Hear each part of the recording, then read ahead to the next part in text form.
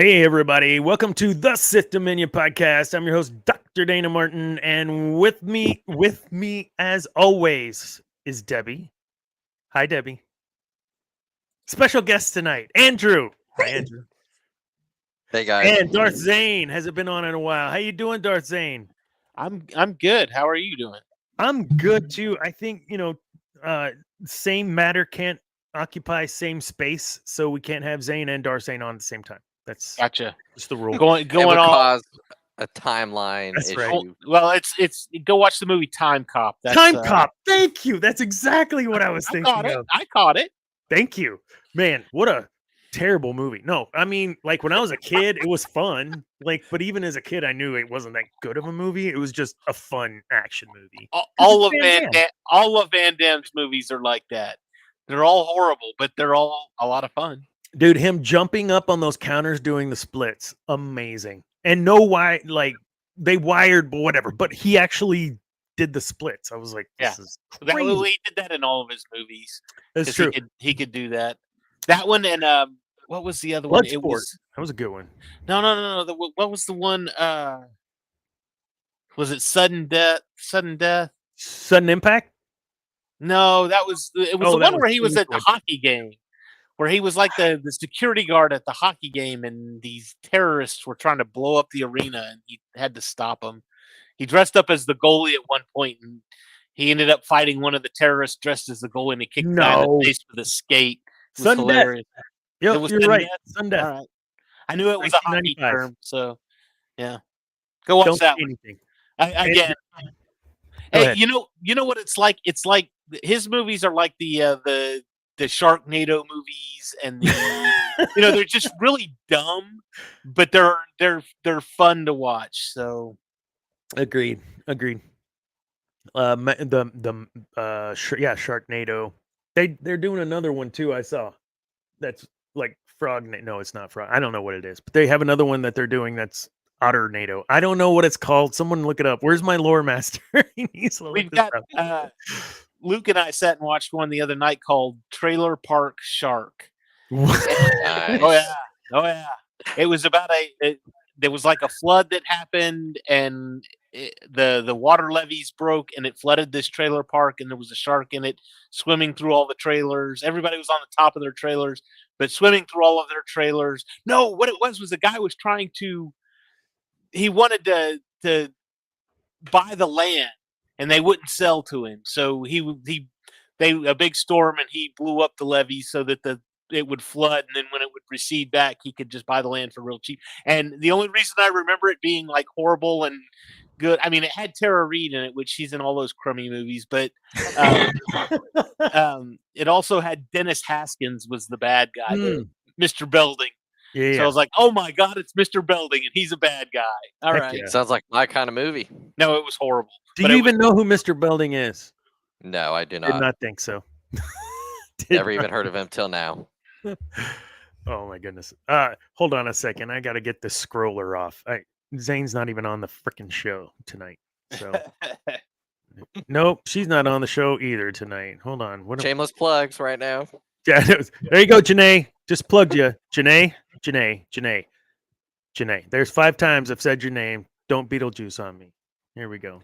Let's do that. She just shows up at the yeah, she just pops in. Hey. No, it was really great having you on, Janae. We'll get you on. So you guys know, the next few weeks we're going to be going over the original trilogy from a Sith perspective. Which the prequels has been really fun because we got to focus on the bits that we saw glimpses of, but we got to flesh out in other series, like when we talked about Dooku and we got more of Dooku we could bring in from Tales of the Jet or Tales of the Empire. Yeah. And yeah, I'm stoked for the next few weeks going through New Hope. We'll have I don't know who's on which of those. I have it on my calendar, but we've got guests over the next 3 weeks. Janae's coming back. Andrew's going to come back on a show, and Alex, who is I don't know how to introduce him, so we'll bring him up later. But Alex is a Star Wars fan. He also was running an Overwatch league for a while. Did some podcast stuff with that. So we'll be having him on. Super fun. Zane knows him because he played in the legend. league. That's how you can introduce him there. Alex, you got nothing to say about someone. You say the man, the myth, the legend. Is that what we do? Yeah. Is there anyone out there that can prove that this is actually working today? It's yes, live. I just shared a link. Okay, good. We are live. Good. Yeah. Good. Perfect. Sometimes, like that first week, we didn't have Twitch. So, cool. So let's move on. News. So the new game dropped. Reviews have not been stellar. David, did you play this game yet? Outlaws? I have not, and the only reason I haven't, and I haven't really looked into it, but the last time I went out and made a major purchase of a video game like this was when Battlefront came out, and I bought a PlayStation 4 just so I could play Battlefront, and because I had a 3, but it wasn't on 3; it was only on 4. So I bought a PlayStation 4, I bought Battlefront, and then found out that I could not play the game unless I had a PlayStation Plus account, which meant that not only do I have to buy the game, but I have to pay for the privilege of playing the game. And that really kind of disheartened me, especially since the first Battlefront, well, I say the first one, the newer first one, yes, was really, I mean, that's really all it was multiplayer. There wasn't really any kind of story or anything to it. It was just a multiplayer game. And so with this one, I looked at it, and I was actually at the mall on September the 1st, and I was like, oh, I should buy it while I'm here. And then I was like, it scares me because it's all open world and everything, and I know there's a story to it, but I'm afraid that if I buy it, I'm going to have to buy a PlayStation Plus subscription just to be able to play the game, and that bothers me. So I didn't. Back in college, a buddy of mine and I used to play with. That was when Diablo came out, and you had BattleNet. You had the first Diablo was out. And you had BattleNet. You could play it. The BattleNet's still a thing, but you could play Diablo. Well, then him and I beta tested Ultima Online when it came out, and we loved it. It was great. This big open world concept, and they had guilds going on, and people were doing this and that, and it was really neat. And then they said, okay, well, the beta test is over, everything's good. You can buy the game for, I think it was $49.99 at the time, and then it's $10 a month to play. Yeah, we were like, wait a minute, we're gonna buy the game, and then you're gonna charge us to play the game? We can play for free on BattleNet. What's with the double dipping of the charges? So I'm like, it bothers me. No, I concur. And BattleNet, that's where we play Overwatch and Steam. Like any game, I can't buy it on console anymore. And I used to be only a console guy, and I guess over the years, just that buy this, and now you've got this DLC. It does it on PC too. But to your point, like I had to have Xbox Live in order to do whatever. Like, why can't I just play online with my friends? I have everything but your network. Okay, fine. And then you end up, another subscription, and then another DLC. And then before you know it, it's 1 year and you've spent $1,000 on just video game shit. And Debbie's like, this is why I don't play video games. and it's like, and for me too, it's a lot like Luke, my son plays Fortnite a lot. Mm-hmm. And for him, he'll go off and spend, I need, 1,000 V-Bucks or whatever. And I'm like, all right, what do you get for that?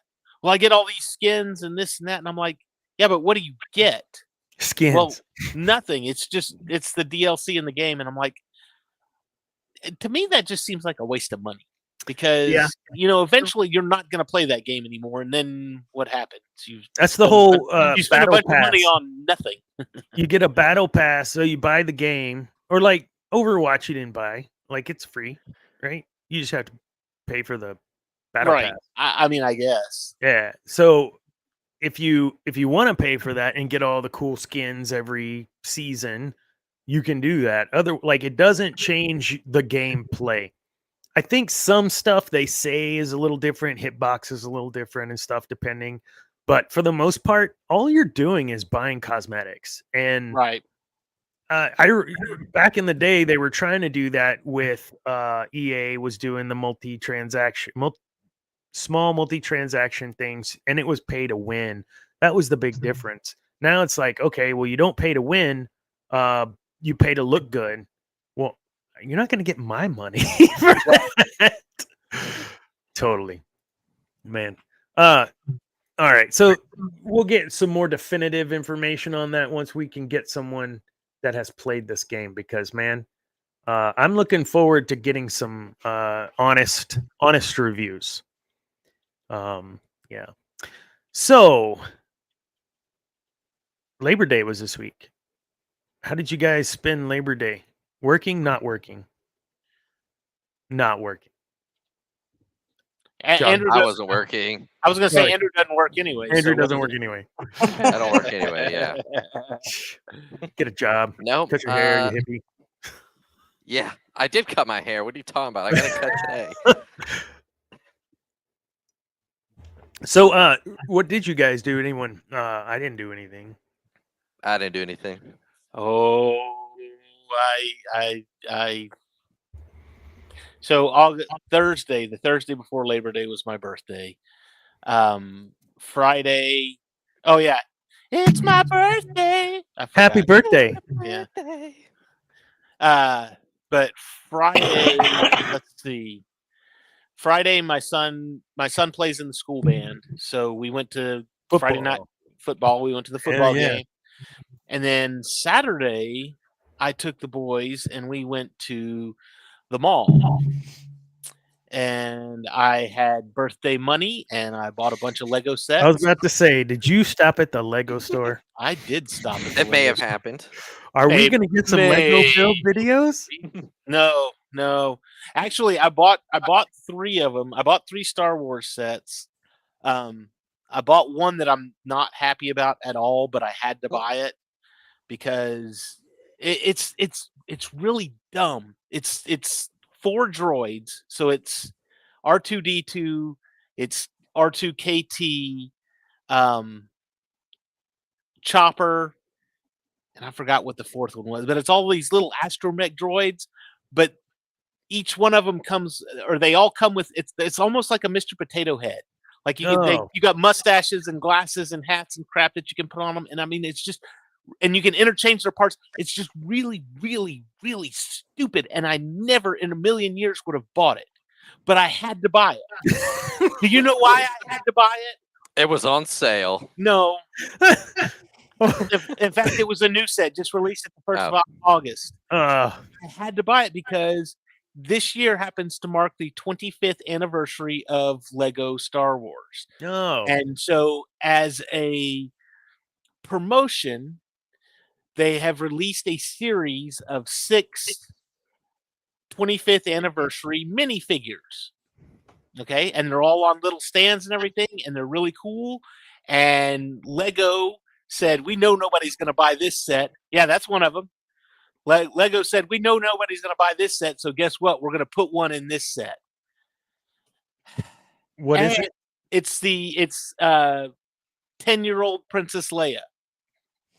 The little baby Leia from the Obi-Wan series. I'm glad I don't collect those because I would not. I cannot buy that. Well, you're a fan, are you? I was looking at it, and every one of the figures that is in the 25th anniversary series this year is a figure that they've never done in Lego before. So you've got Darth Malgus there. One of them was oh gosh, what's his name from Rogue One?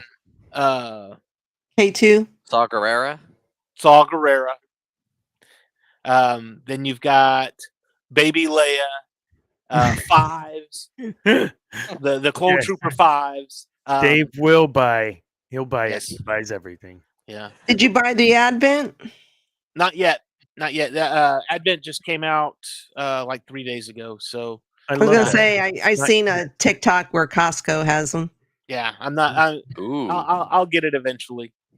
And then Saw Gerrera, Nien Num was one. Oh, Kyle Kestis, the Jedi from Jedi Survivor. Yeah. Yeah, so he's one. So, and then I've got this one that I still haven't built yet, but it comes with the Is that Sarlacc? yes. Well, they had this is like the 5th or 6th iteration of that stupid skiff in Sarlacc, but they had to do it because later on this year they're releasing a what do they call it? A Ultimate Collector Series Jabba's sail barge. And usually these things are built like to the side to scale of the minifigures. So Sure. it's going to be huge. So this is we have to release this like when they released, you can't see it in my picture, but I've got the UCS AT-AT behind me, which is built to scale of the minifigures. Well, that same year they released a Hoth ATST as well as a Hoth Snowtroopers battle pack, so that they released a bunch of Hoth stuff. So for all the Sith Dominion fans out there, go watch MCU Mondays and Cantina Happy Hour, because you will get plenty of that kind of talk. Lego talk, Star Wars talk, MCU talk, Lego talk, more Lego talk. Just kidding. David, we love it. And the Advent thing. So when I last year tried to share as many of those as I could, but we'll be sharing those again this year as you release those. If you're going to do the Advent builds, we're going to do whatever builds. We will do the Advent builds. I've got a couple sitting on I've got the Ghost and the Phantom sitting in the docks. Yeah, that's about right. He won't wear them on Mondays, but he'll wear them on a Star Wars show. That's just fantastic. The way the closet works. I'm sorry. I don't get a pick. On that note, I mean, MCU Mondays, I feel like I'm a guest on my own show right now because, ladies and gentlemen, the cast of MCU Mondays, give it up! Yes, we have the whole cast on the show this evening. How's that been going? I haven't tuned into MCU. I've jumped on Cantina a couple times, but I haven't been on MCU. How's that been going? What have y'all been talking about? We just finished Daredevil season 2. We took the day off yesterday because of the holiday. I've actually got an idea for the next show, so I'm kind of excited about that. Nice. But I need to run it by my co-hosts over here. So yeah, feel free to use my show. No, I'm just kidding. Don't use my show. I'm just kidding. I bought you a present and everything. I know. I'm scared. He asked for my address earlier, and he said he bought me a present. I'm scared. A present. If it takes. I asked him if it was Harrison Ford wrapped in a. God! Debbie, it's your harem. It's your harem on a blanket. That would be fantastic. No. No. Oh my goodness. Okay. So I want to talk real quick about something we discussed last week. So last week we were talking about, and this is for you guys too, the word Sith Lord, or the word Sith specifically, was never mentioned in the first 3 movies. And there's, back in the day, there was a little debate about that. And I pulled up last week by Andrew. He hates it when I talk about this. He dropped off in pre-show whenever I was talking about this.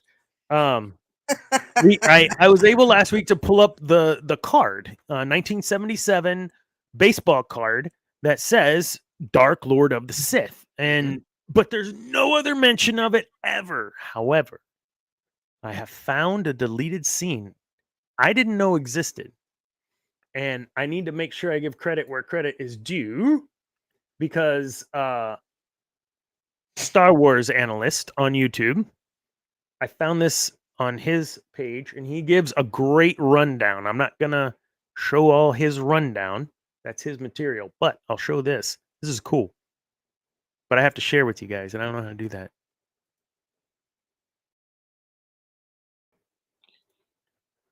Sweet. I gotta make sure it's turned up so you can hear it. Oh, okay. All right, here we go. Oh, I can't push that. Play doesn't. Oh my God. I'm clicking play on the. I tell you, he's gone too far. This Sith Lord sent by the Emperor will be our undoing.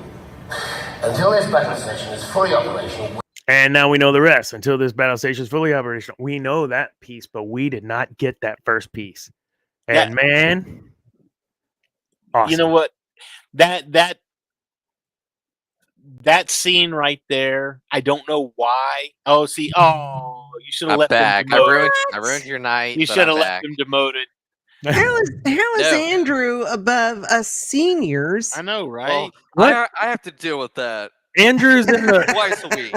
Andrew's in the Cam spot because Darth Zane is in the Zane spot. You see? Well, here's the thing. To be fair, I was the first to join. What's up, Cam? Cam, Andrew's in your spot. I will do it justice. No, I won't. But I'll probably be fired. I was gonna say that scene is like, for some reason, and I don't know why, that whole scene is like one of my absolute favorite scenes in all of Star Wars. I mean, just all of it. I almost got that haircut today, but I decided to decline. I mean, hold on. If you're gonna sit in that seat, you need to make sure to slander. The guy with the round head. Oh my goodness. No, I'm just kidding. Yes, that scene. I agree. I think that scene is huge because it aligns the pecking order, it aligns the mission, and it aligns what's coming. So many things are happening in that one tiny scene. I agree with you wholly. And then adding this to it. Oh my God. Did you know this was here? Anyone? Yes. I did not know that. Is that on one of my it's DVD Blu-ray videos? It's probably on the Blu-rays, the first Blu-ray sets that hi Chewie. It's probably on the where they had the major the real theatrical releases. It's like it's like Tatooine on the box. That 6 set. Yeah. The first 6 movie set, and then also if you go on Disney Plus, it's probably, if you go on features of A New Hope, it's probably there. Nice. Actually, I could probably look that up real quick. Heck yeah. But yes, Andor was so good. I had to sit. Yes, the whole thing was like that. Just this tension. What's up, Janae? We were talking about you earlier. I was gonna say, wow. Speak of the devil, and you said her name 3 times. You even said the Beetlejuice thing. I did. I said, let's not Beetlejuice Janae. She showed up somehow. Sorry, guys. Janae showed up. Somehow Janae returned. There you go. There you go, Cam. He just did one of your quotes somehow. Cam's favorite quote, you know. He has it on a t-shirt. So yeah, last week we were talking about this. Why is it important? Well, it's important from for many reasons, several of which we talk about on this show. To understand what's going to happen, you have to understand who you're dealing with. And if you just think he's this, dude that used to be a Jedi that's just, kind of a first lieutenant enforcer, there's more to the story. But yeah, I knew I had this, and I'll show it off. I actually have this card that I showed on the show last week, except for this one's mine. Actually had that. Oh, you're not giving it to David for his birthday? No, I am not. Yeah, and I'm not giving him this one either. This was my untouched 95 Emperor 1980 whatever 83. Thank you. 1983. It's got his little staff in there, untouched by human hands. And you'll have to go to the TikTok replay to know that story. Anyways, there is no TikTok replay. Messing with you. So yeah, let's start kind of working our way into this. Because we're talking about Sith Lord, we're talking about Andor.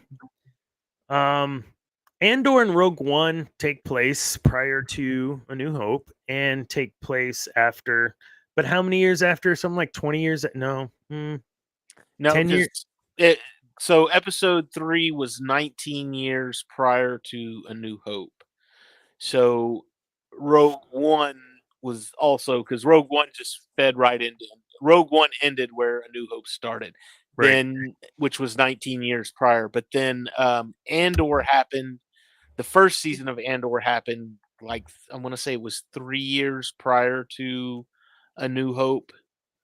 So 16. I think it's 5. I thought yeah, it was because season 2, they're going to be every third episode. They're going to be skipping a couple years. Yeah. Okay, so maybe or something like that. So there'll only be this one more season, is what that. Yeah, makes well, it they've said from the start that it's only going to be 2 seasons. So. Okay. So when we look at Andor, before we get into Rogue One, how do you feel the Sith influence? We know the Empire's doing the stuff and things, and you've got specifically Circus and Diego, what's his name? They're working on those pieces for the thing. I don't remember what the pieces were for. Turbo lasers. They're for the Death Star. I think it was like Death Star turbo lasers or something weird like that.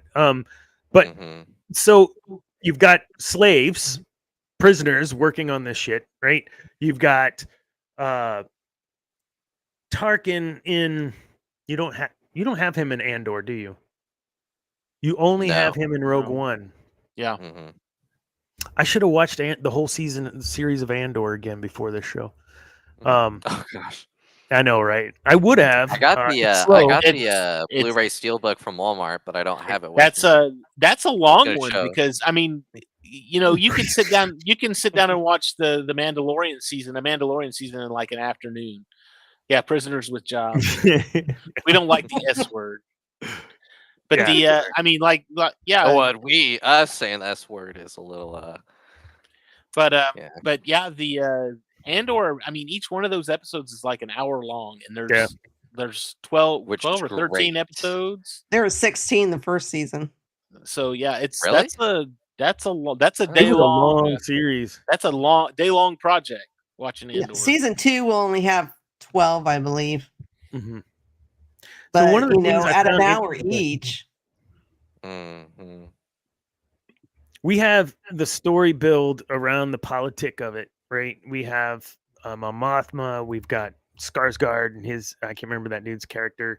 Luthan, yeah. Like that. So there's a great monologue he does about sacrifice, and we're gonna have to Andrew, somebody cue that up. Sir. All right, I'd love to try to find that little monologue. He Call does. me Andy again, and I will leave the show. You know what? My mom. There's a like snake that. in my boot. No, just kidding. So there.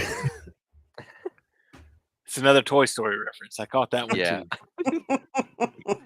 Yeah, for whatever reason, my mom does not like that. We're sorry. We're sorry, Andy's mom.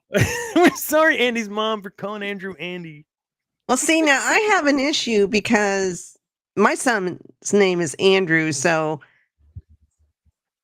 I tend to say Andy, or I try not to, but I do say Andy on a slip up every once in a while. All right. I've got it pulled up here. Wait, hold on. How long is this? I don't want to get flagged again. 30. Okay, minute 28. Okay. But it's on YouTube. It's on the Star Wars YouTube, so it should not be a problem. Okay. Star Wars YouTube, whoever give me credit, we may have to flash it out.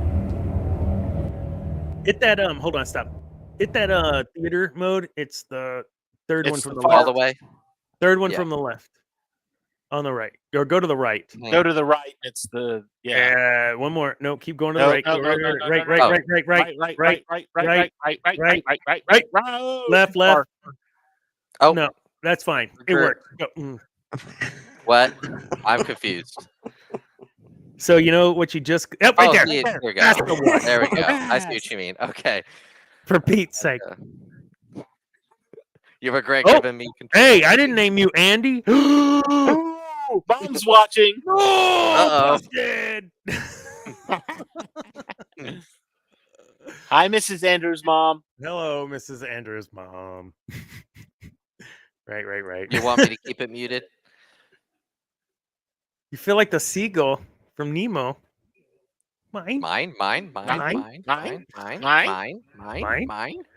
Okay, creepiest piece of any cartoon I've ever seen in my life. Okay, let's watch Luthan here. He freaking rocks this scene. Anyway, you want me to keep it muted or no? Crank it up.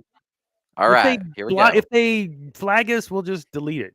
I don't care. All right. And what do you sacrifice?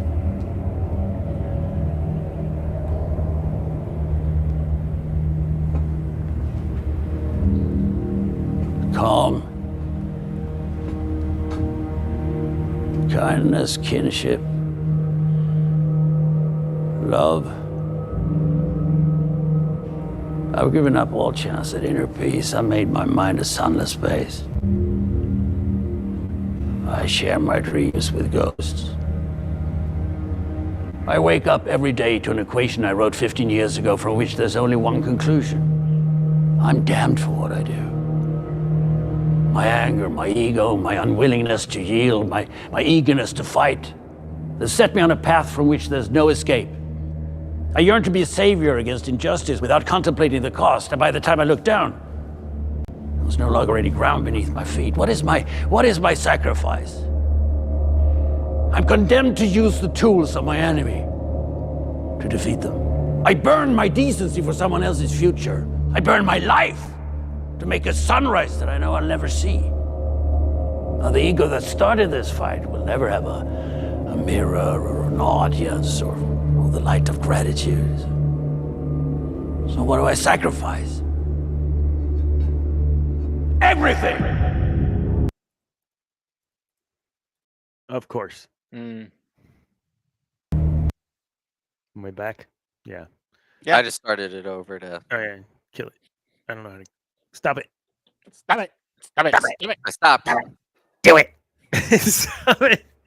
Okay. Oh, we lost David. I'm here. Whoa! What just happened? Oh yeah, it's because I was off. Do you want me to stop sharing or? No. Yes. Well, you're not sharing anymore. Right. It's fine. Yeah. No, we're good. Yeah. No. Okay. Just who wrote that? Who wrote Andor? Tony Gilroy. That's what I thought. And this is why, one of the reasons, I believe, Cam, if you're watching, yes, I hear you when you do talk on the show. Tony Gilroy needs to be writing moving forward. Just sidebar before we get into this. Did that, compared to some other stuff you've been seeing, how Star Warsy does that feel compared to maybe the monologue of Kamir? Because Kamir's monologue was okay, but for me, I don't even really remember what exactly. But did you remember how powerful this one was? Yes, Andor had 3 great monologues. Oh, in the entire series. Kino Loy, I think that was his name, and then Andor's mom at the end of the series. Yeah. That was a great one. So, proof that Star Wars fans, and you can disagree, but Star Wars fans are willing to sit and listen to great writing and dialogue without all the saber fighting, without all the stuff, because that's what Andor was. It was, we're going to fill in the story. Wait, what? A lot of people did not like Andor. Really? I know. It was slow. Crazy. It was too slow. It was too boring. Not enough pew pew, and it was like too realistic. I think it was like every third episode was a what we like to call a Michael Bay episode. Heck yeah! But it was every third episode, so really you were like, okay, 1, 2. It was like the end of an arc. There were like 3 episode arcs. Right. Episode 1 starts Morlana 1, BBYS, or BBY 5. BBY 5. So 5 years prior. Yeah. Perfect. Thank you. Awesome. Oh, by the way, go ahead. I went to the source material. My 1977 first edition hardcover Star Wars from the Adventures of Luke Skywalker. Please tell me it says Sith Lord in there. Please. Page 7, 2 meters tall, bipedal, flowing black dark robes trailing from the figure, and a face forever masked by a functional, if bizarre, black metal helmet screen. A dark Lord of the Sith was an awesome, threatening shape as it strode through the corridors of the rebel ship. So, George I Lucas, love that it's written in George such Lucas. a way that you can imagine how cocky Anakin would be walking through as Darth Vader. Like, yeah. So yes, Awesome. Lord of the Sith mentioned A New Hope. There you go. Only in the novelization. Novelization, yeah. Right. Not so and that was a part of the story. I mean, Lucas wanted this in the what you call it of Will's Funny enough, do you know okay, so again, what is it first, called? the Journal of the Wills. Journal of the Wills. So And then you end up in Rogue One with a version of what that might have been in a person, right?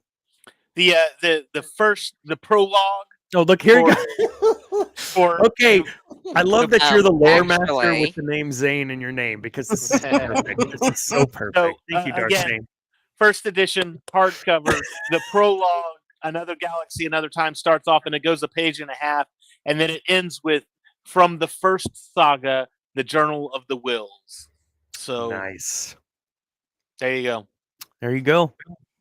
Yeah, because I'm keeping my book close just in case we need to go refer back to that. So, so let's talk about Luthan here for a second. I know we're more of a dark side kind of show, but what I want to focus on with this monologue is to understand the amount of dark side within Luthan that he knows. What just happened? I don't know. What? Oh, sorry. I got this big error message from EA offline. What? I don't care. Why is EA running? Oh, for Pete's sake. You scared me there. I was like, I didn't know. see I was anything. like, whoa. I was like, well, it said you're offline. I'm like, what? Sorry. Okay. Let me go ahead and close out Steam too. Why are all these open? I don't know. Okay. Close all 85 tabs. We talk a lot about these Jedi like Mace that has to kind of walk that tightrope. In order for them to be so badass, they have to walk that tightrope of light side, dark side. So when I hear this from Luthan, I don't feel sorry for him. He's accepted his fate. He's accepted the fact that he has to fight as his enemies do. He's accepted the fact that he is probably condemned or damned, and he doesn't care. He knows he'll never see the sun. What does he say? The sunlight on the, the sunlight that he's fighting for, he'll never see. Like, that's huge. He knows he's never going to see it, but he's still going to do it. That is, I think, the equivalent of having to walk that fine line between what is acceptable and ethical in war, and F it, I'm just going to do what I have to do to survive. Saw Gerrera is a perfect example of just F it. We're going to do what we have to do. And that is, from my perspective, Dr. Dana Martin, this is 100% a Sith attribute. It is 100% the attribute of someone that knows what the goal is and knows that maybe the sacrifices that they're going to have to make is maybe going to lead them down a path that they may not be able to return, but that the goal is bigger than them. Would you agree or disagree to that statement that there is a definite similarity between Luthan and Saw and the way that they're fighting and the Sith?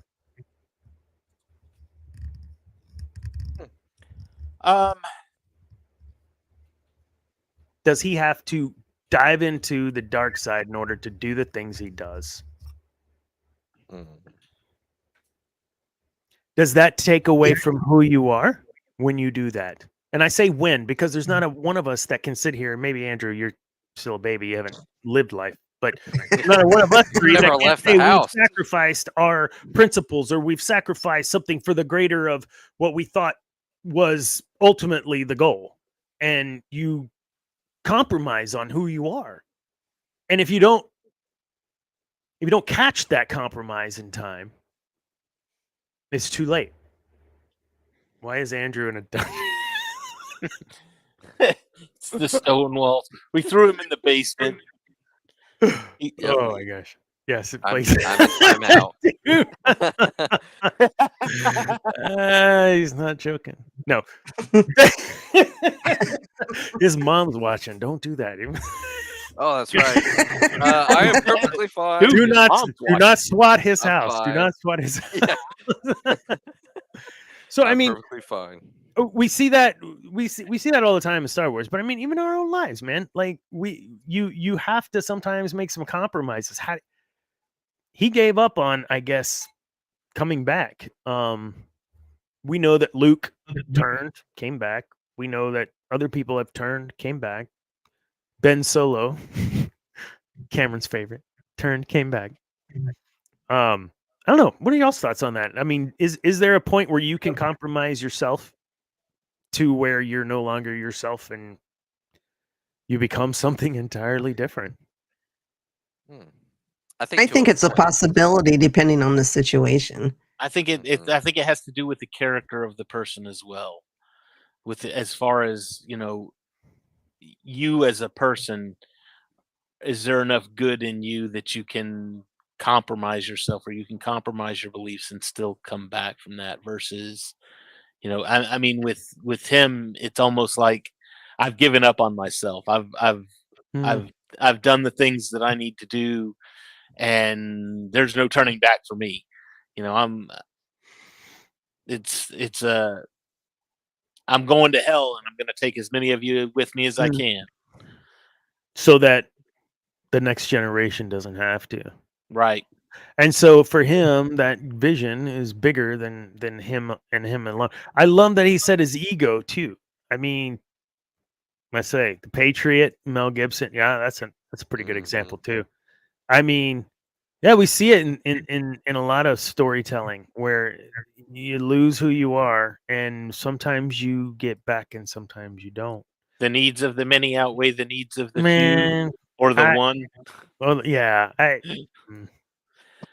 Wrath of Khan. I hate to bring Star Trek perfect, but it is perfect. It works. That's why I'm not saying anything. No, Debbie, you're making that face, and you've got that tone in your voice. If I could reach through the screen and smack you, I would. Me? Sorry, what? Ladies and gentlemen, catch this show without me every Thursday. That's true. I always fear for my life. I need to cancel my flight to Indiana real quick. I booked it. I think you're right, Debbie. I know her address now. I can say I've got people. That's right. He knows where I live now. So. I gotta add a tracker to that package, David, so I know Debbie. I'll throw an air tag in there for you. Debbie, I think you're onto something there. Like, depending on that situation, you're gonna give or not give, right? Of yourself, and at what point? I mean, I don't want to get too personal on the show, but have you guys, if you want to share, great. If not, I will. But is there an instance where you feel like you compromised and maybe you shouldn't have with something in your principles? I know that with not this job I'm in, but a previous job, I did not. I felt like for the benefit of the company, we were being unethical. I tried to rationalize what we were doing. To sacrifice who I was, to continue doing the things that I felt were wrong, so that I could get a paycheck, like the sanitation dude on the Death Star that Luke kills. Just trying to make a living. And but I'm a part of this system that I feel like I've compromised who I am. And to the point that I'm not the same dude at home even anymore. And what do you do to that? You see Anakin he's not the Jedi he should be, and we've talked all this the last 3 weeks. He went through all of this, but he couldn't come back yet. But he couldn't come back. I believe, and this is the next discussion point. Where Luthan and Saw are is where Anakin is. The only difference between the two is what side they're on. Agree or disagree? I'll buy that because I mean you can look at just bringing it into a world type perspective. I mean you can look at people who I was Steve Palpatine, 1 second. Edmund Burke said the only thing necessary for the triumph of evil is for a good man to do nothing. Yes. Dietrich Bonhoeffer. Look him up in Germany. I had just heard that in a movie, and I was trying, and I was thinking, and I was like, where did I mean, literally, I just heard it like this past weekend, and I was trying to think, and we were talking about Van Damme movies. That was in Street Fighter. Yeah, there you go. I was like, ah. Yeah. Dietrich Bonhoeffer in Germany was a pastor in Germany, and he was the silence's compliance. That's where that came from, was him saying, no, we should not be silent on this issue. And so, yeah, the only thing necessary for triumph of evil is good men to do nothing. Absolutely. And to your point, sorry, go ahead. I don't know. Yeah, but that was a great quote, and I loved it, and I've lost my train of thought. Yeah, you said you buy into that, that having to sacrifice those two both of those groups. Bringing in into yeah. Okay, so to sacrifice as far as for what you believe in and everything. I mean, you can look at it as far as you look at like Muslims today. Muslims, the vast majority of Muslims are a peaceful. We just want to live here. Now there is a extreme wing of that, and I mean this is for anybody too. I mean, really, you look at, even in Christianity, you look at those people that were what was it, bombing abortion clinics or the Westboro Baptists, Westboro, that was so. I mean, really, you can look at that and say, okay, we as a normal people are going to look at that and say, you're just kind of a jerk, and I hate you, and you're evil, But I mean, really, they're just kind of doing what they think is right. They're what their God or religion says right, exactly. Right to do, yeah. So in the name of Allah or something like that, or the name of God, for that matter. I mean, it's just they're willing to sacrifice for what they think is the greater good. So yeah, Anakin resorted to the fact that he was a lost soul. I think we can agree. He said, "You don't understand. I have to obey," etc., etc. Luthan, same thing. Just resorted to the fact that he is who is. Saw Gerrera's speech in Rogue One was I loved it. The dude is amazing. Same thing though. He sacrificed what have I sacrificed? Everything. They all say that. I've sacrificed everything. Andor, Cassie says, you have just joined this rebellion. I've lived it like my whole life. Like, and I've alluded to that before. It's such a great moment in that connecting Andor to Rogue One. So let's move on a little bit to some more Rogue One. Director Krennic on the platform there with what's his name? The scientists. They're all on the platform, and he executes the scientists. Galen. Galen Erso. Oh my goodness, Galen. Yeah. Jeez, yeah. So let's think about Galen for a second and sacrifices and these sorts of things. We were on the verge of greatness. We were this close. And then so what? I mean, let's talk about him. He had to sacrifice himself. Sure, he built in a safeguard, but I mean, do you feel like he had a choice though? Nope. If he would have just said, "I'm not going to do it," and been killed, I mean, the Empire would have just found someone else, wouldn't they? Mm-hmm. Or would they? No, Because maybe he wasn't the only. Maybe he was the only one that they knew of that had that skill set, knowledge, etc. see, that's what I'm thinking, because here's the thing: if there was somebody else, they would have gone to somebody else.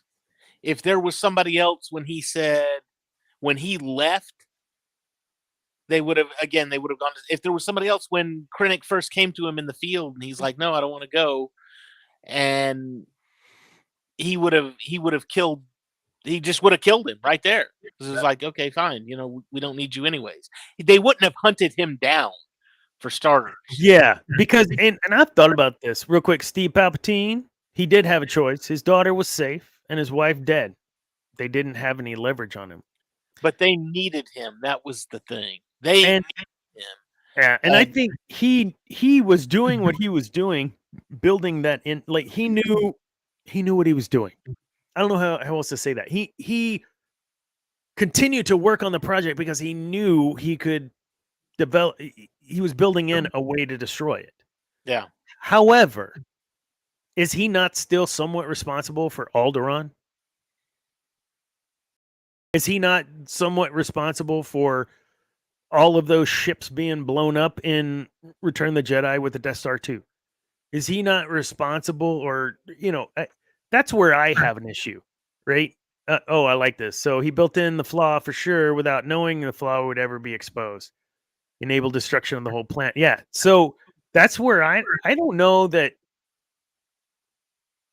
he's as good as he's made out to be. Yeah. And because or as innocent. Maybe I'd feel a little different if he built in, like, as soon as they fire up the laser, it blows up. It explodes, you know, something like that. Now I know maybe he couldn't. Maybe they had people that did like clearance on the laser, and he couldn't. Like they knew enough that they would be able to when they did testing or something. Well, they tested on Jeddah. But if it blows up once with the testing, it blows up, then it doesn't matter if they know there's a flaw or not. No. No, how do you live with that? I don't know. Luke didn't have a problem living with killing so many people, apparently. That bothers me, quite frankly. I know that, Cam, that's your favorite boy there, but when you look at kill counts, and I know we've seen the videos, and it's funny, he blows up the Death Star and it goes to 300,000 or something, whatever. Steve Palpatine's not wrong, I guess. Dude, what? All those lies. What did he say here? Oh, the flaw for sure, but without knowing he would ever. Yeah, absolutely. Well, he said he didn't have to live with it. Oh, he didn't have to live with it. Nice. That's true. That's true. That's true. He didn't have to live with it. He lived with it for a short time. During, Oh well, no, he's dead before that. So yeah, I guess he didn't.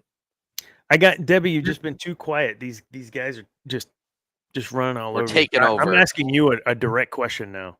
No. Okay, you ready? We need a 5-minute answer. Don't go over my head. At least Okay. 5 No, minutes. I won't. I really hate one scene in Rogue One. One specific scene. I can't stand it. It makes me want to puke every time I watch it, to the point that I just either mute it or fast forward. Whoa. Yeah. Be sure not to choke on your aspirations. Shut up. You are kidding me. He never would say that. Where one time that he was...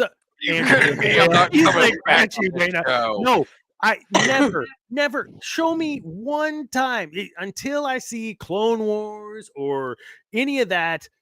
Even though, like somebody show me where he was punny like that. Yeah. Come on, he wasn't.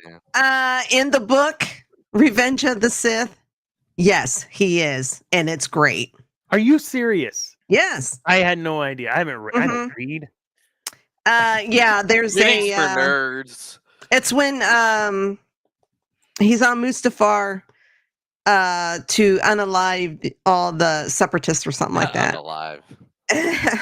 Well, you don't want to get flagged for certain words on here.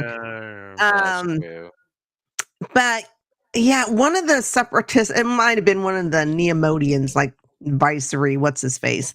Viceroy Newt Gunray. Yeah. The Senate is not open to negotiation. He says something, and Vader says something like, help me out, David. You want to go get my book? Something like,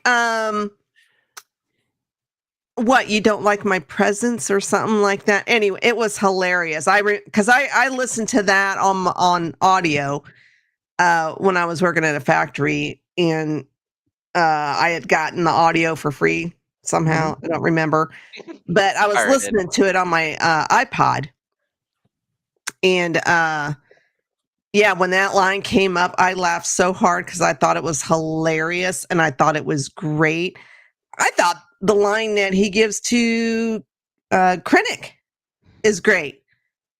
Don't choke on your aspirations while I'm sitting here. Yeah, it's great. I think You're just weird. Yeah. Go watch Star Trek if you're gonna complain. Oh my goodness. The line must be drawn. I watched Rogue One last night, and as soon as that scene was coming up, I was ready for it. I was like, let's get it, do it. Now Debbie's gonna start telling Dana to not choke on his aspirations. Yeah, I know, right? Yeah, and she'll be like, I don't know what it was. When I saw that, it just pissed me off, man. I was like, what have you done to my freaking hero? Yes, I know, Vader. He's my hero, but think about it. He's I don't know. I think Vader throughout has some. They may not be as punny, campy, however you want to describe that. No. Oh, stop. People blame Hayden for that, and it wasn't even Hayden. It was James Earl Jones. Yeah, it was. But no. Why are you mad at Hayden? He was just in the suit. Uh-oh. David looks like he's close. I'm almost there. Give me a minute. All right, keep burning time. I hope I'm remembering right. Vader is sort of a bit of a synonym for father. Yeah, father. Dad is dad joke. Ugh. Yeah, dad jokes. True.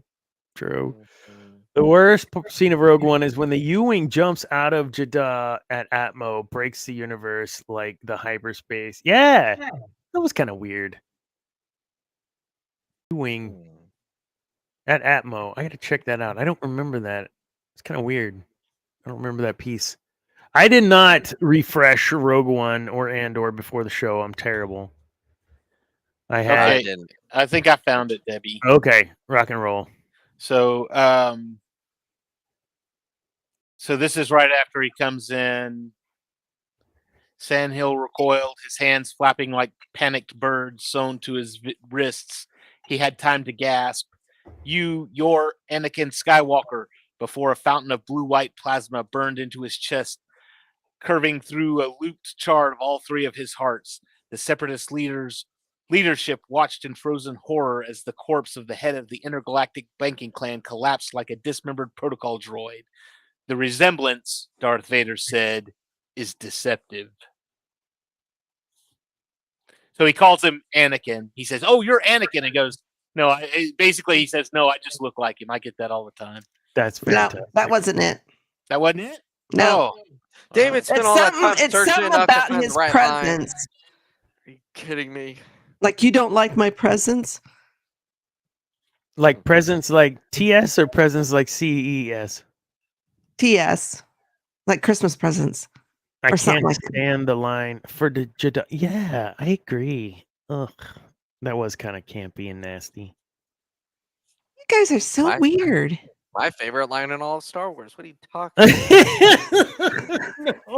I don't know that far. I'm about to get kicked off on her. I'm starting to. All right, Andrew's in the penalty box because that was absolutely terrible. Just kidding, Andrew. So I probably won't be welcome back on the shows. One and done for me. No. One of the pieces of Rogue One, for me is that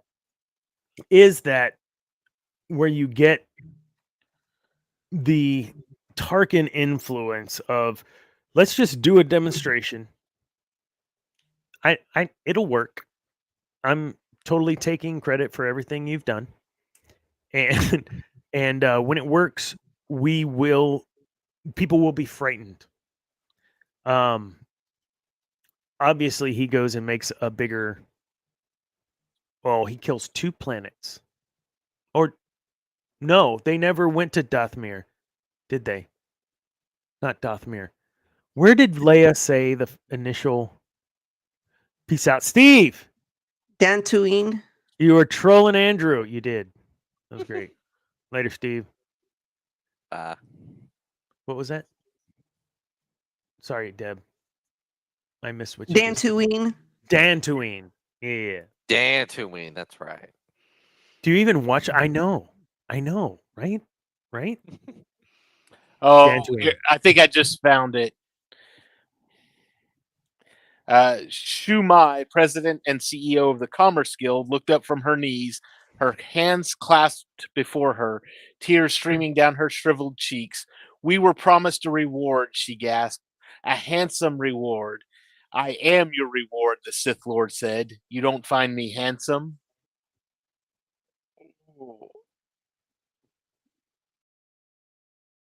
I'm So I trying don't not know. to I thought blow up. he said something about you. You I don't can't even have the like headphones my on with that presence one. or something. So I don't Think know. I'm handsome. You don't find me handsome? I'm a handsome reward. That's ridiculous. Come on. That's Who wrote that? Who wrote that novelization? Matthew Stover. Uh-huh. It's just his Anakin coming out. I mean, Anakin was punny at times. yeah, why can't they have? Well, it didn't exist at the time, but if only they were able. If the Clone Wars existed and you took Anakin's flirting lines in there as pickup lines and put that in the book, his flirting in the Clone Wars is way better than anything in the Attack of the Clones. Yeah. He has like Who's turn? paragraphs of like pickup lines that he says, all detailed and everything. It's like, oh. Here's another one. Uh-oh. This one's Newt Gunray. "The war," he whimpered. "The war is over. Lord Sidious promised. He promised us we would be left in peace." The transmission was garbled as the blade caught up. "He promised you would be left in pieces." Oh, I'm sorry. The hits just keep coming. It's great stuff. Stop. Come And on. something tells me you're only flipping like a page and finding another one of these. I can't. Steve Palpatine's killing me with that. Like I see that, and that's the last comment. Someone else needs to comment there because I was like, oh, that was a good one. Because yeah, I should have remembered Dantooine. Someone else comment. I did. I hold on. remembered. I'm on it. No, I'm on not it. you, Andrew. Oh, not me? Oh. You just wait there, sir. Oh my goodness. Gosh. Yeah, you got to read this because there's like tons of them. The whole scene. It's a great book. He says he. It's like he's got a one-liner for every one of the separatist leadership. So see, I don't know. Oh my God, Andrew! Of all things, that's what you're gonna. You did Cam justice. We are not. I am not putting that up. I lost my train. Hashtag take off the shirt. Oh, what was it I was saying? Goodness gracious. Whatever. Thanks, Andrew. Just derailed me. Puns. I don't know. I never imagined through Clone Wars you get him and Snips and they do their back and forth and it's cute and real cousinly, brotherly and whatever. But I just have a hard time when I see when you listening to what you just said, David, and knowing that after he cut them all down, he's standing on a balcony on Mustafar crying.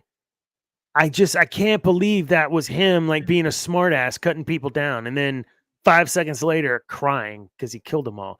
I don't know. I have a problem with that, and maybe it's just me. Really? Because I think it's just he's on an emotional roller coaster. I mean, I don't know if he was specifically crying about the separatists because he hated them. I mean, it caused the whole thing, and from Naboo on, maybe more of killing the younglings, and then of course, Padme brings it up again, and you can just see the look of shame on his face. He can't even look at her. Mm-hmm. Well, and two, I mean, at this point too, you've got to think that he thinks Obi-Wan is dead too, and Obi-Wan has been his brother, and Palpatine even said, all the Jedi, including your friend Obi-Wan Kenobi, are now traitors of the Republic. And I'm sure he was sitting there when he said, "Okay, 66, let's go." And I'm sure Anakin felt it just like Yoda did when Jedi started falling. So he probably thought too, okay, I've just lost my best friend. I've lost the only life that I've known for the past 20 years. not that long. It was what, 13 years? 13 years maybe. 19.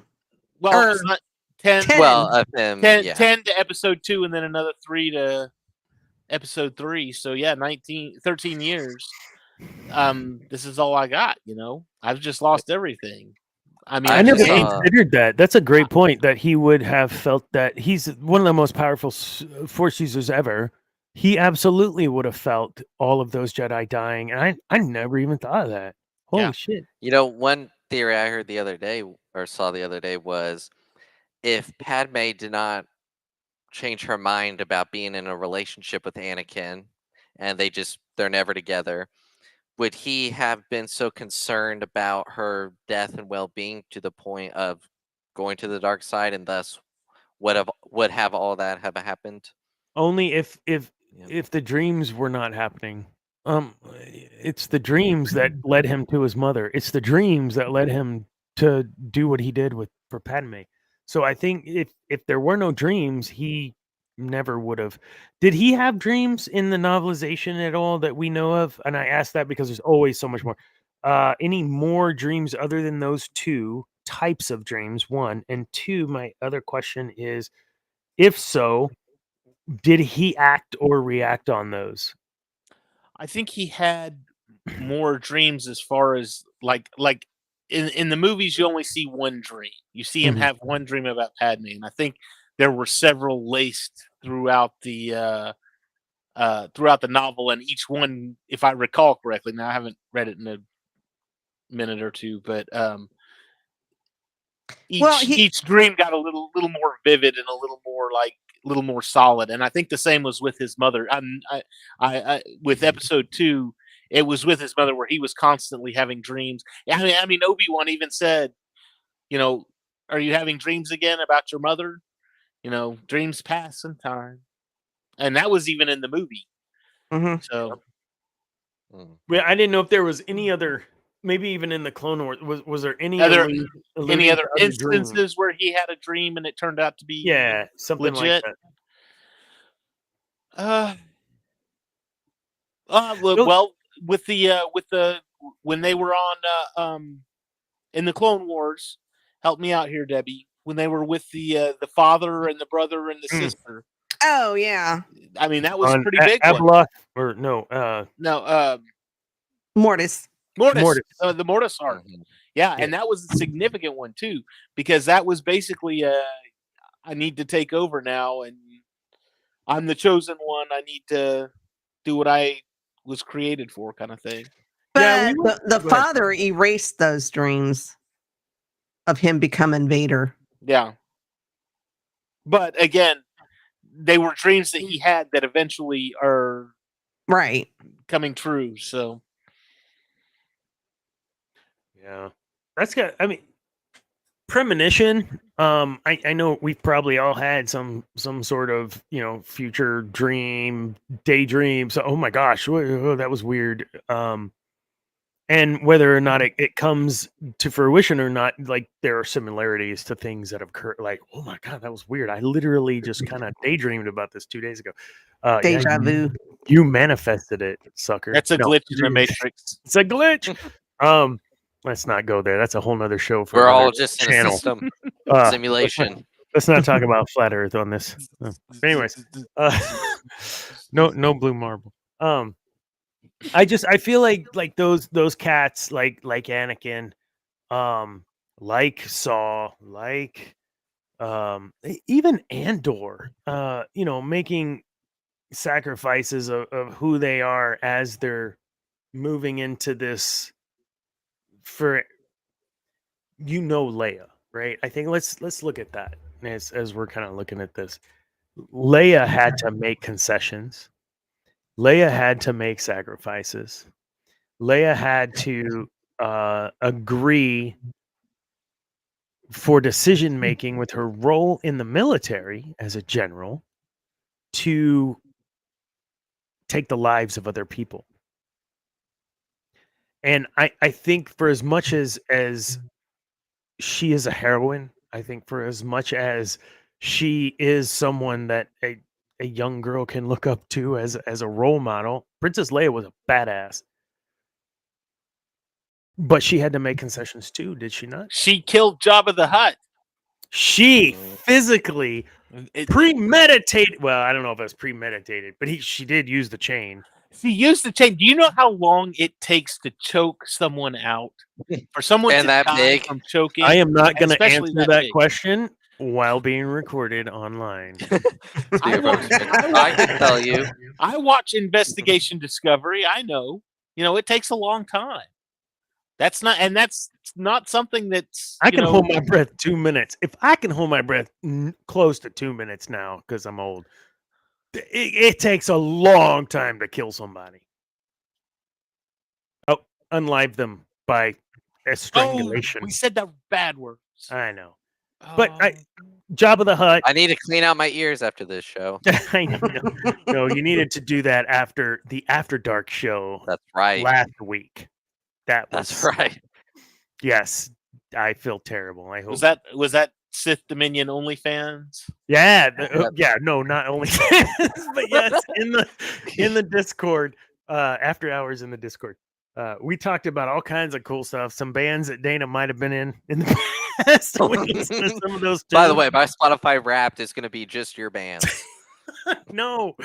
Oh my gosh. Yeah, you can look up Sarah Dinan on Spotify, and I'm actually playing and singing on some of her music. So there you go. I mean, I blast them in the car with my little sisters. Do not blast that other band in the car.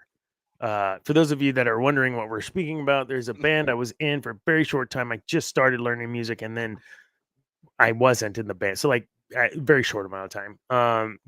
Called Douche Magoosh. That's all I'm gonna say. If you want to Google it and have fun, go. Spotify, whatever. Don't do it now, David, please. I'm looking at it right now. So anyways, but even with Douche Magoosh, I made concessions for the end goal, like of who I was. When you have like Leia, I think is a good example of someone that had made concessions. Mon Mothma, she made sacrifices. In Return of the Jedi, many Bothans died, blah, blah, blah. Do not, no, I'm not sharing that screen. I'm not. Oh my God. I cannot believe I even said that on this show. I'm never talking about that again. This is going to be buried. I'm going to edit every bit of this. It's my own fault.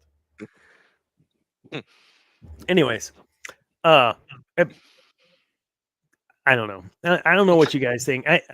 I feel like if we were to have a Rogue One reversal and we got to see everything from the Empire's perspective, the Sith perspective, we would see this plan unfolding in front of our eyes. We see it as it's written now, but I think we would see this giddy emperor just it's all working, it's all coming together.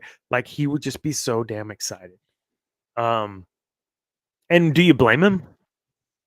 I mean, stuff on what happened on Jeddah, if I recall, because I didn't just rewatch it like Debbie.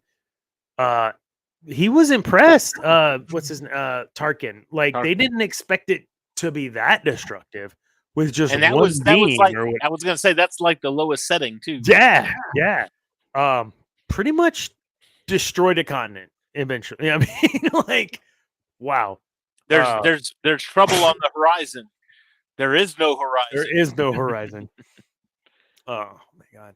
Who was your let's talk about the fun stuff, right? So who was your favorite character in Andor? Was it Andor?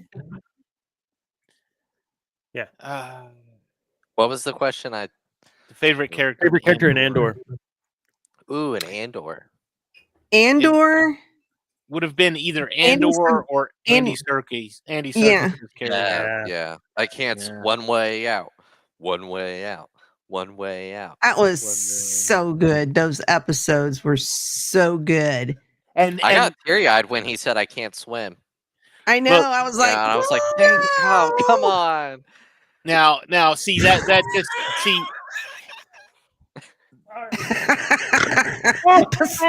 Biscardi. Biscardi.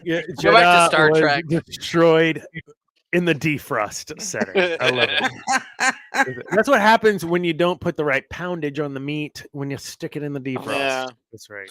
Oh, no, that. I was talking to somebody else about this the other day, and we were talking about. Hold on, time out. You just randomly talk to folks about Star Wars? Oh, all the time. Yeah, who doesn't? Right? Don't you? Yeah, all the time. Okay, good. Only you guys, because none of my friends are geeky. Oh, well, guess Aw. what? My kids you guys are. my friends, so by default, I talk Star Wars with my friends. My kids are, but outside of this realm, yeah. I mean, I tell people stories about Star Wars or Star Trek or Marvel or DC or whatever, and I just get that deer in the headlights look. Like, work with me, people. Work with me. You need to tell them you're on a YouTube show and tell them to tune in. So we have. Oh, they all know. Well, they right. wouldn't understand anything because they're not geeky. They don't. Really, Andrew? Like, your mother cannot see that. You didn't spell it right. No, I feel terrible. I found it already. I found just, the Facebook page. You didn't spell it right, but okay. Oh, he has a I'm going Facebook off page? Biscardi. I didn't know he had a Facebook page. I just copied what Biscardi typed and then just. Oh, there you go. Actually, I didn't do it. Someone has hacked my Google account, it looks like, and is spamming the comments. Oh, my God. I need to contact. I think it's so when mom. it comes to Saw Gerrera, I want to just touch on him real quick. Saw, I think, is an interesting character because he didn't start out half mechanical and freaking crazy and what else, but he did turn into that. He's an extremist. He's always been an extremist, but he went overboard when his sister died. Yeah. Triggers. It was. This is where I'm going. That was exactly the same thing that happened to Luke too. I mean, Luke's on that Death Star and he's hiding from Vader. Maybe your sister will. No, there it goes. So no, Padme. Only my new powers will save you. You're my only hope. Yeah, I'm so happy and glee and glad and whatever. And then Obi-Wan, and then I'm gonna choke you. And then, I mean, he made her pass out. Well, he was worried because Obi-Wan had come down the ramp and he was wearing Anakin's bathrobe. So Anakin thought the worst of him. He was like, "Why are you wearing my robe, Obi? What do you have on underneath that?" It's like, why do you have gosh. why do you have my stogie and my lighter? And you're riding around with my wife, and you're just in your robe. You're with him. With your lightsaber. So okay, here we go. Anakin's trigger. We got it, right? We know. His dad is, with his chick. We've got saw loss of his daughter. What did Sister. I mean sister? Sister. What did Luthan lose? What did I miss there?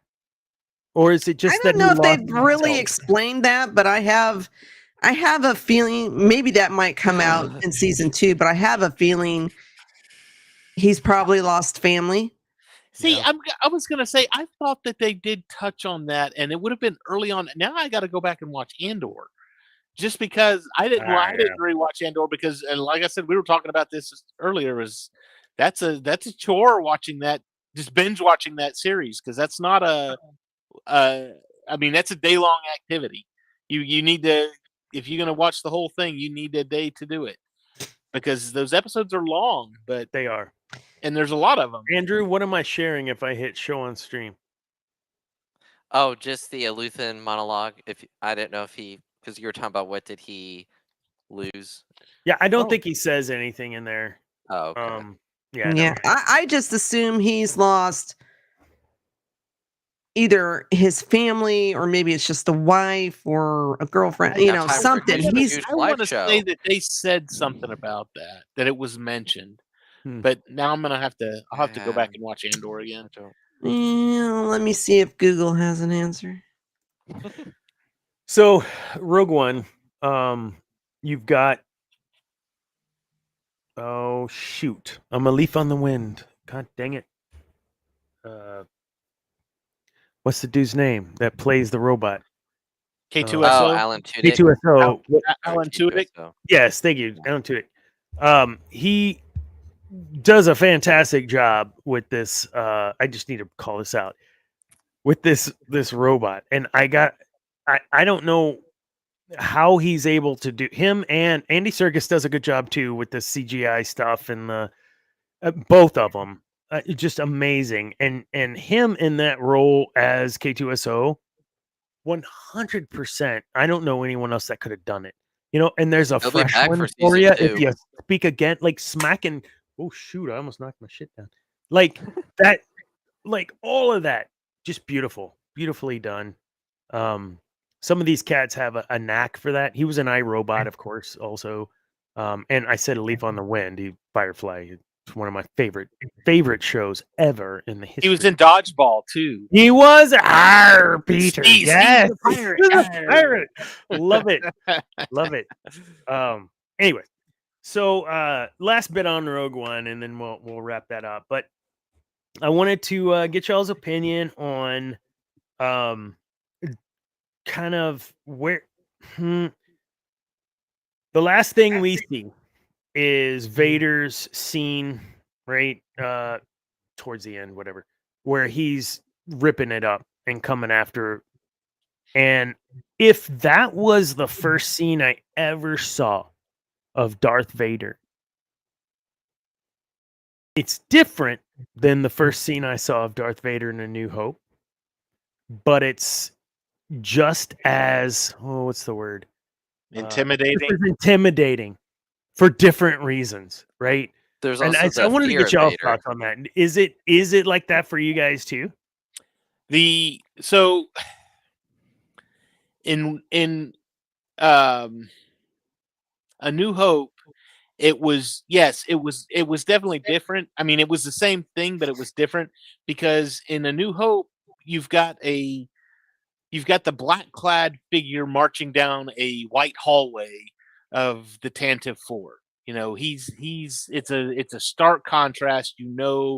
He's the bad guy. You know that this guy is evil, and then he chokes out Antilles, Captain Antilles, and just and without using the Force, even he just picks him up. I mean, he literally choked him out and then threw him away. Commander, tear the ship.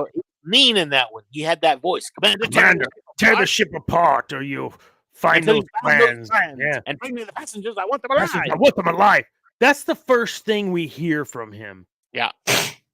Where are the rebel transmit? And he's choking the dude, and you hear it's like crunching. You're like, oh. But see, the thing with Vader in that is that Vader did all of that without a weapon, without any lightsaber, without nothing. So you knew he was big and bad whether he was armed or not. And then you get into Rogue One and you have the same type of thing, only it's dark, and now he's armed. If I was muscular and strong, when that happened, it made me feel like I should rip my shirt off and flex. Like it felt so powerful, even more for me, even more powerful. And maybe it's just because there was a weapon. I don't know, but he was throwing people left and right up on the ceiling, and it's so intense. And you're just like, oh God, I know they're gonna get the plans off. I've seen the effing movie. I know, but are they gonna make it? Like, you know what? That the same thing happened to me in Solo when they were on the Kessel Run. Yeah, and they're lining the ship know up. They're gonna make it. You know they're gonna make it. You know Han's gonna make it. But at the same time, I'm just like, it's like in Rocky 3 or 4. I know he's gonna win, but yeah. Hey, again, one of my when the Family Guy did the original trilogy, that was one of my favorite lines. Blue whatever. Blue Harvest. And then the second one was something dark side. Something. Yeah. And in that one, you know, they're flying through the asteroid field, and they've got the TIE fighters chasing them. And she says, "You're not actually going into an asteroid field, are you?" And he goes, "Look, we've got 3 or 4 of the main characters on this ship. I'm pretty sure we're going to be okay." Awesome. So I was like, but see, when a movie can do that though, or a show can do that to where it's like, you know, they're going to survive, but in the same time, you're just like, you're on the edge of your seat, go, and you're just like, when it can draw you in like that, that's and here I go. I'm gonna bring up old shit right now. Who felt like that with the Acolyte? Crickets. Yeah. Who felt like that with Rogue One? Yeah, I did. I knew what was going to happen, but I was freaking. I knew. No, the better part of Rogue One, and this was far worse than any of that. Was that you knew that every one of those characters was going to die. You knew that because you knew they weren't in any of the other movies, so you knew that they were going to die, and you knew it was coming too. But this one hit me the hardest. K2SO was bad. Don't get me wrong. When they're shooting the crap out of him, you're gonna have to jump. That was worse than, you know. That was hard. I cried. The Han and Solo when what's her name and Sidebar Lando and oh God, I can never say his name. Andrew, great actor. Huh? That even when he's not present, he can still act the shit out that. Sorry, go ahead. But you're right. For Alan Tudyk, yeah. But then the one that got me, and I hated it, Baze and Chirrut, yeah. Oh God. Oh, I didn't want Chirrut to die. He's probably my favorite character in Rogue One. And then when he gets shot and Baze goes up to him and he's sitting there holding him and he goes, I'm one with the Force. And then Baze goes, and the Force is with me. And then you're just like, oh. And then he stands up and he starts killing all the Death Troopers. And you're just like, oh, he's going to, oh. But it doesn't matter because they're all going to die. They're all going to die, but you don't want them to. Now, that is fantastic filmmaking. Gramillion, you're crazy. You are crazy if you don't like Rogue One. Wait, what? That's a... He doesn't like breaking news. That's why this hit the minion left. I did. Oh, God, no, Andrew. No, he's all about the Michael Bay pew pew pew. He is insane. Well, there's plenty of that in the show. Oh, that's what made the Walking Dead special. Hold on, you didn't know who would survive. I agree. Well, because they broke away from the comic early on, so you didn't really know what was happening. I agree. And the anticipation of seeing that hallway scene, which I love that they did the hallway scene, because there's hallway scenes with Vader in all these movies and they're all identical. And that's absolutely on purpose. And it's beautiful. It's beautiful because those are the moments he gets pissed off and he starts ripping through shit. I love it. I love it. Yeah, that was Debbie. You all right? You getting a little? Debbie's emotional. Oh, I you're a don't little live in emotional? Texas. Oh, and you got that hour I'm on on us, the right? East Coast, You people. got that hour East Coast time. All good. What is it? Is it And night? plus, I didn't get to sleep till 2 o'clock this morning. Well, maybe you should have shouldn't been watching Rogue One. You shouldn't have been out partying. That's what it was. No, She was out at the bars drinking for Labor Day. No, it's just anxious about. I get anxious about going back to work. So She's Oh, got I the- thought you were gonna say oh. the show, and there's nothing to be anxious with the Yeah, show. no. We're the easy. show is believe me, easy. I get anxious. The show I is meant easy to just see- to talk about Star Wars. Andrew had mentioned something about the. What did you mention? Fear. No.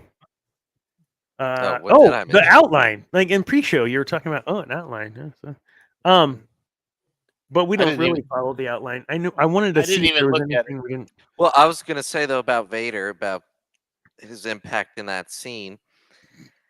I think it really plays to the fear of the character and shows you how dark he is, but it also plays. I think it makes his redemption in Return of the Jedi that much better when you see where he was at his essentially lowest point, and the fact that even someone like Vader can still turn to the light side.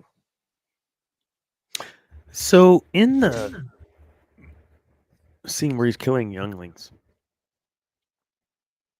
someone as powerful in the Force as Vader, or excuse me, Anakin. Vader. No, he was Vader at that point. Yeah, he was. We can all probably agree could shut their eyes and see bunny ears, see, because they're seeing with the Force. And this was the point Kamir was making to May or Osha and with the helmet and all the things, right? Do you think, and this will be our last point for tonight, do you think, and it's not Rogue One, do you think Anakin closed his eyes killing the younglings?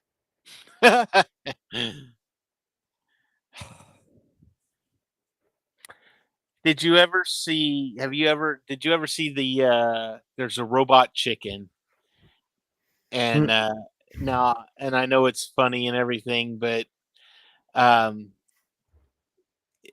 Anakin's talking about it, and Palpatine says, well, just close your eyes and imagine you're in a happy place. And so he goes to kill the kids, and Master Skywalker, what are we going to do?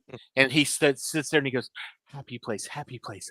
And all of a sudden he's in this field surrounded by flowers, and he pulls out his lightsaber. Oh yeah, I've seen that. I'm gonna cut some of these flowers for Padme, and he Oh starts my shooting God. the flowers, Yeah, and it's I the know, kids, and he's yeah. I hacking never the kids, saw that. but he's got his eyes closed, and he's I'll like, pull it up. "Ah!"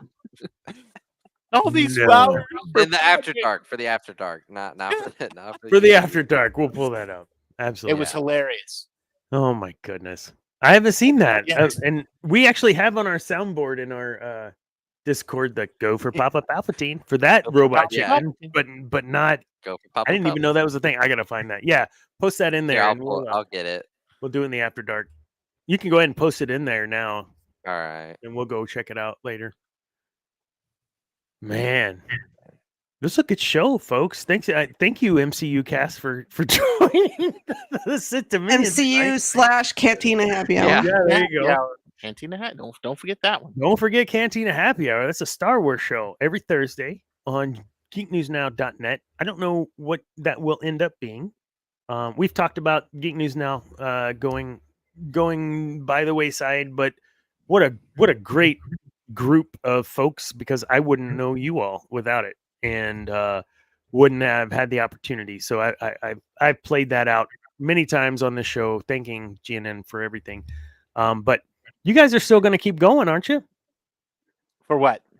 In a For way. your shows. For what do yeah. you mean? Yeah. So it may Unfortunately, not my be on. I contract. don't. Is it going Unfortunately, to my be on contract was just for GNN? GNN. I want to make I sure have not had a everyone who does contract watch renewal. us know where you will be starting in October. Do you know where I you'll don't be? know I if think we're we're allowed doing to a. say yet. I don't Okay, think we're well then allowed we to won't Yeah, put I you don't- on the spot. Don't do it. Don't do that. Yeah. I don't want to get you in But trouble. see, I have not. My contract was just for GNN. This I have guy. not been offered a contract for Feast of Fandoms yet, so I may Yeah. not. So whatever. May not be able to continue. This is the Absolutely. last time Andrew will be on our show. Except for the sure. other time he's already scheduled to be on. And then because I need the guest. No. Oh, you can Um, still kick me off. Yeah. There's I enough won't kick time. you off. I'll just put you in the penalty box. That's all I'll do. Just kidding. He'll wait till 20 minutes before the show when I'm set up and goes, "Oh, by the way, we don't need you." Yeah, 100%. No, thank you all. This was really fun. I have a couple of things to talk about for the next few weeks. Again, we do have a guest on each of the shows for the next 3 weeks. So hopefully we'll have 5+ people. As always, Andrew, David, you guys are always welcome to join whenever you'd like to. I just don't ever reach out because I only reach out when I need somebody because I'm that guy. But I really don't need Wow. anybody if I've got Debbie. You think you can go solo? Maybe I won't Is that have what you're Debbie. saying? I think she just cuffed her lung up, but that's okay. Well, that's an everyday occurrence. You feeling better? You were a little puny there for a week or so. You feeling good? You know, it comes and goes. I mean, I've pretty much gotten rid of my Vader voice, I think. But I feel like I'm still talking nasally, which is very annoying. Whoa! Holy shit, man. Don't get What was upset that? about it. Jesus. Well, someone's trying to put a plug on my show, and I put it up, and shit starts falling down around me. I don't It's know what because to it's a say Star about Trek that, plug. That's what it is. Scardy. No, it's all good, dude. Yeah, Federation Friday returns October 4th. Selfish plug. Go I check don't that remember out. where we left off. All I know is, Deep Space Nine. we had some No. conversations, Debbie, I'm you and just- I, about my love for that fandom as well. And Yes. we haven't even talked about that anymore. You're going to have a show. So Debbie's going to end up having a show on her own. That's going to be a Star Trek based show. And I volunteered on to her be her channel first at guest. Star Trek Girl. Yeah, that's right. I Look do it up. have a channel. I just We're just going to like shoehorn her in to make her do this. Like, just go. Just do it. She also posts TikToks at Star Trek Girl _ Ultimate Fan. Go check her out. yeah, I do have a YouTube channel. It's Shy Geek, but I just haven't. You see this little scroller I put at the bottom? Mm-hmm. Yeah. But there's no shows on there, so But I mean, Yeah. because I procrastinate because I'm petrified and my anxiety gets the best of me. I'm glad you said that. I mean, I'm not glad you said that, but I'm glad you said that, and not I'm on Cantina, I'm on Sith Dominion, I'm on MCU. I don't have time for my own show. Geez, she'd have a show every week. I think she would. Because Federation Fridays, she'd have to do Wednesdays. Federation Wednesdays would be her Friday. only night. And we're gonna plug everybody that has something to plug. Don't that shit selfish, whatever, dude. And I was very clear. Selfless plug.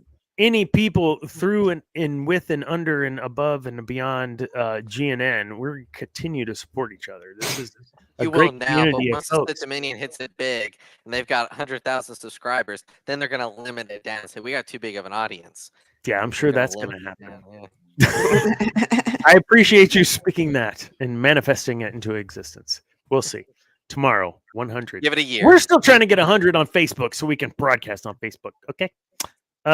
So for all of you watching or listening, you probably aren't listening for a few weeks because I'm behind on uploading shows. It is nice having GNN where all you got to do is show up, do a show, and all the other shit's done for you. That is nice. Debbie has been an absolute blessing for the Sith Dominion and taking care of some YouTube stuff for us. Thank you, Debbie. 100% gave me like stats, and I'm like, oh shit, I hadn't even looked up how to look that up yet. So thank you.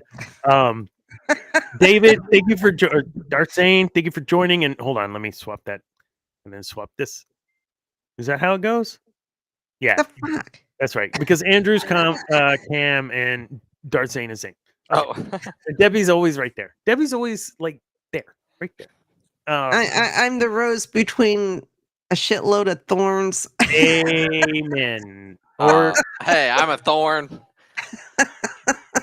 Well, or I'm surrounded by Wait a minute, roses and I'm the what was that thorn. line? What was that line from The Mask? You are a beautiful rose, and I am feeling a little thorny. my love is like a red rose, and I am a little thorny. That's how that went. Yes. Yes. Yes. Not that I own that. Okay. We're done. So all these other fandoms, all these other shows, yes, head over to Geek News Now official on YouTube, and you can catch MCU for Mondays. now. You'll catch on Thursdays Cantina Happy Hour. On Fridays, don't know, I don't remember, nothing. On Saturday, you've got Geek Gauntlet, and the Geek and I do releases every now and then. No, right? That's what he was just talking about. They're back. Yeah. Federation Friday. Federation Yeah. Friday. We've October. been on October. hiatus. We've been on hiatus. Perfect. And then there's other stuff. Cam and Focus. Cam's starting to get back into. Just follow Cam on Facebook. You won't be disappointed. Super inappropriate and super fun. Thank you, Cam. When do you get Cam on this show? I don't know why you haven't had Cam on here. He likes Star Wars. You know why? Because, and I can probably tell you why. Because Cam, one of Cam's favorite movies of all times is The Last Jedi, and I know your Cam. That would be like two Cams. I'd love to get the two. This show is so still on longer run. Okay, Steve and I Palpatine. both joined another YouTube. I clicked open to watch another live show that's going on right now that I watch, and Steve was in the same chat. No way. So I was like, hold on a second. Hold the freaking bus, Andrew. I'm gonna get close to the camera. Did you just say? Did you just get off camera? Did you just say? I was watching another podcast while I'm on this podcast. I just want to make sure I heard you correctly. For a You've second. been demoted. Just for a second. move him down the line. I want Just his for a spot. Maybe Andrew won't be back in the next few weeks, like I said he would be. He's watching other podcasts. He's too busy. I popped in for a Listen. second. Just Traitor! Hey, will it make you feel better if they are a Star Trek? Wait, No. what? What is this? No, Hold I'm on. kidding. Please tell me. This That would be Cam. No, That would be Cam, not your Cam. Not my Cam Cam. and- Your Cam. Cam and Yeah. Focus. But that's Cam what I'm and saying is Focus. there's two Cams and they're both like polar opposites of each other, and there would be fireworks. It Let's would just be say like that. trying to navigate the mall. I'm Yeah, down. exactly. Let's do it. Let's do it. We'll get Cam and we'll just have a debate. It'll be great. Just kidding. We'll do that in an after-hour session for sure. But yeah, the smart and one. Sorry, Cam. In focus. But I've always promoted his show. I love his take on things. Cam's great. Not my Cam, the other Cam. So that's Monday. We got them all. We got all the shows, I guess. No. Lightsabers and Captain's Logs and Lightsabers. Logs and Lightsabers. Didn't that just have another one hit? They post on Wednesdays, I believe. Yeah. Oh, I think War of the something Stars also. Or no, War of the War of Stars. the That's what I was Stars. thinking of. War of the Stars is on Wednesdays. Yeah. So go check out all those shows. I did have a video. I just want to circle back that I showed from Star Wars Analyst on YouTube. Just to make sure he's got credit for that. He goes into some deep explanation. It's really, really good. That's his show, and it's 4 minutes of his show. So let him talk about it. But yeah, go check him out. Let him cook, as the young kids say. Yeah. Okay. What's his show like? Does he stare? Yeah, we'll just okay. We'll back up. So, Cam and Focus, not our Cam. Our Cam is Curmudgeon Cam. That's what I've nicknamed him because he's just doesn't like a whole lot. But what he does like, man, he sure does support. So thank you, Geek and I, or Scardy. Appreciate it. Scardy. Checking in with us. Go check yours out too. Go check out the Geek and I podcast, folks. Guys, this was super fun, super great. I'm old, so I got to take a break, and we'll jump on to After Dark on Discord. Now, in order to get the pre-Discord, because it's only a few of us on Discord After Dark, you have to DM With us an on one of our NSFW socials. warning. Become our friend on a social, DM us, and we'll send you the link. In the next 2 weeks, we will be releasing that link for Discord invite everywhere. No, there is not Steve Palpatine in After Dark. It is not that kind of show, but it is unscripted. Sometimes and it not is. Sometimes yeah, Dana we did have drinks Douche a little too much Magoosh. wine. It does Sometimes sound Dana drinks a little too much wine and he takes his shirt off and he no, did not does take it- off my shirt. twirls it around with like a towel. Anyways, we will have that for everyone here in the next couple weeks. But for right now, you want to get on the inside track, jump in to DM, and we will send you that. Man, any parting shots? Anything else other than what we've already talked about with all the shows and you guys' shows? And Debbie still coughing? No. Dave Vermillion's still crazy. Rogue One is quite possibly the best Star Wars content that Disney has put out. Pretty damn good. Easily. That and Andor. Pretty damn good. Easily. Andor, pretty damn good. I thought we did it justice. We talked about not just the dark side, but like those light side characters that are dabbling in the dark side to they sacrifice themselves, and we all do it. And how do we get around that? How do we do that? Contact Dr. Dana Martin. He'll walk you through it. But that's my side gig. That's for pay. That's where I make money. So please do that. I don't make money doing this. Oh, if only you could solve my problems in a half hour. Well, I can't solve your problems in a half hour, but I'm more than willing to meet with you. So, But I can guarantee you I can have a bottle of wine with you. oh yeah, No, let's you see. How can't. much? You're not old enough This is yet. this is the thing. Like, Yeah. whoops.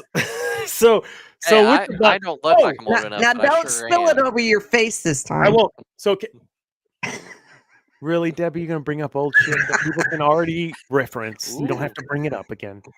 So it was here's hilarious. Cam came to dinner the other night. I don't even know what I made for dinner, but not y'all's Cam, my Cam. Yeah, Dana forgot to hit the end live. Oh, I did forget to hit the end of life, didn't I? No. Dude, y'all are no, that's not what's happening. What? We no, right? So if the longer the show, the better for the wine drinking. If it's too short, and that happened 2 weeks ago, and I will let you know, I did not keep. Oh, I guess. Yeah. And the next line is, "I know a guy." Okay, Dude, I could probably be his mother. I could probably be all these people's mother. oh, I'm my an old goodness. fart. Come on. On this, I'm not- hold on. I'm not drunk. I'm not as think as you drunk I am. I'm not as thinking as drunk I am. Yeah, And somebody, please take me drunk. I'm not drunk. I'm drinking. Listen. I'm drinking my Pepsi. See, I'm good. I don't even know how to act drunk. That should tell you how many times I've actually been drunk. This show I don't even know how gets- to act. This is water, not vodka. It's water. Ugh. All right, folks. This was a great show. Thank you all for joining. And David, short notice. Andrew, short notice. Andrew, thank not you. Andy. His mom gets mad at him. Sorry, did I say Andy Yeah. again? You did say I'm Andy. gonna have. My mom won't let me back off just because of that. Well, surely she doesn't know about Douche Magoosh, or she wouldn't have let you back. You don't know about Douche Magoosh, and don't call me Shirley. Oh my God. All right, folks. We're going to jump over to After Dark here in about 10 minutes. We'll see you at 10 o'clock over on After Dark. You know what, kids? Peace is a lie, and there is only passion. Good night.